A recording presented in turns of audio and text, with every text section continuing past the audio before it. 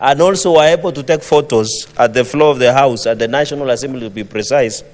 And I saw one of the pastors, I don't know, speaking at that aftermath, Mr. Speaker. It was very unfortunate, Mr. Speaker. I saw people who were running helter and skelter, Mr. Speaker. The unfortunate part, as we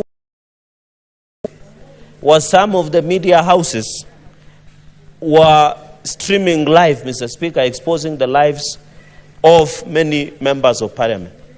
Mr. Speaker, I know yourself, not specifically, but the substantive Speaker and Senator Chute and other colleagues said to use ambulances, Mr. Speaker, to escape the arm, Mr. Speaker.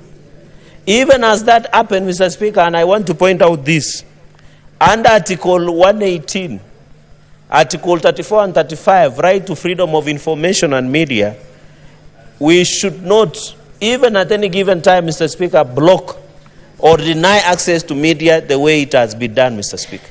We should look access of media to the floor and to Parliament prisons case by case, Mr. Speaker, because I'm told there is a silent gag order that has been issued against access of media to the prisons. Very unfair. Kenyans need to know what is happening, especially as the legislators transact business, Mr. Speaker.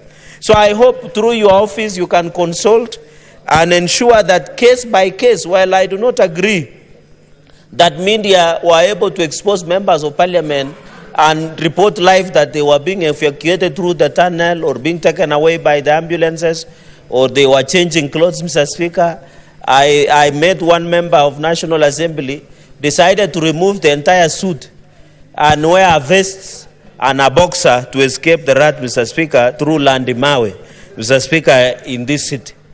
While those are tactics that people evaded what was happening in that day, Mr. Speaker, it is not a justification to deny media access and access to media to the prisons of Parliament.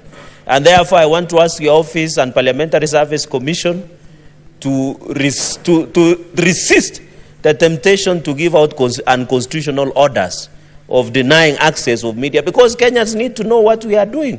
Mr. Speaker, I have used an example of 1932, when there were allegations that there was a letter that was being sent to the House of Congress and Senate that had poison. The Congress decided to close the House and run away.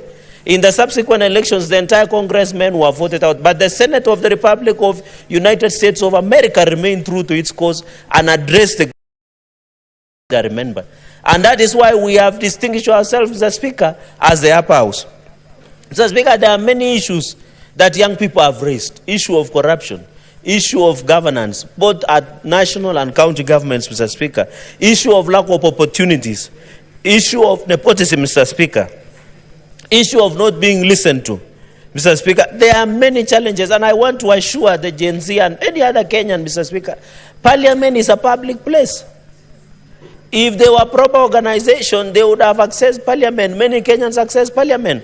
I want to put this straight, Mr. Speaker. Under Article 126, 1 of the Constitution of Kenya, Mr. Speaker, Parliament can sit anywhere.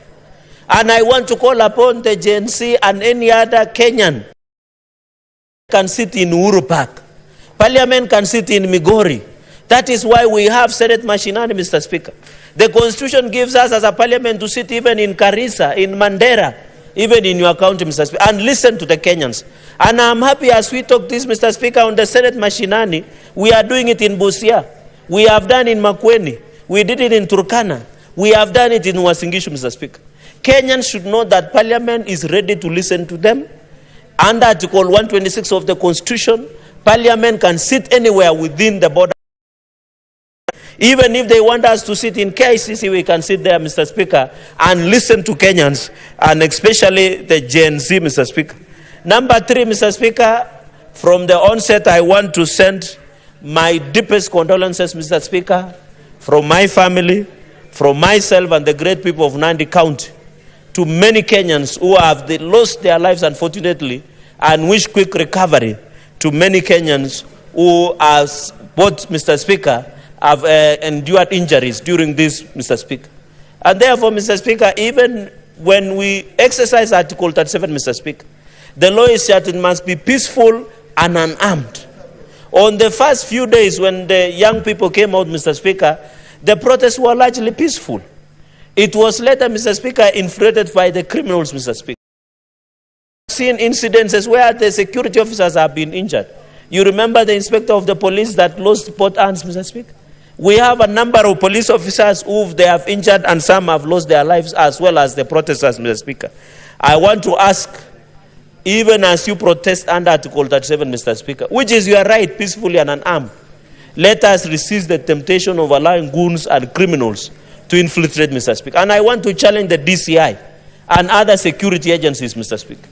Should anybody who is a criminal or goon who is looting public property, Mr. Speaker, because I know, Mr. Speaker, the business community was stating that, and I hope the Ministry of Interior will sit and evaluate at the end of all these chaos, Mr. Speaker, because I saw they were putting value of looted property to be around 3 billion Kenyan shillings, Mr. Speaker. Therefore, I want to challenge, Mr. Speaker, that even as young people and any, they should do so in a peaceful manner, and the police should provide, Mr. Speaker, the necessary security. Mr. Speaker, I want to borrow the many other issues that my colleagues and associate strongly with. Ordinarily, it should not be the president responding to all these other issues, especially on regular security briefs, Mr. Speaker. I would have expected even the police spokesperson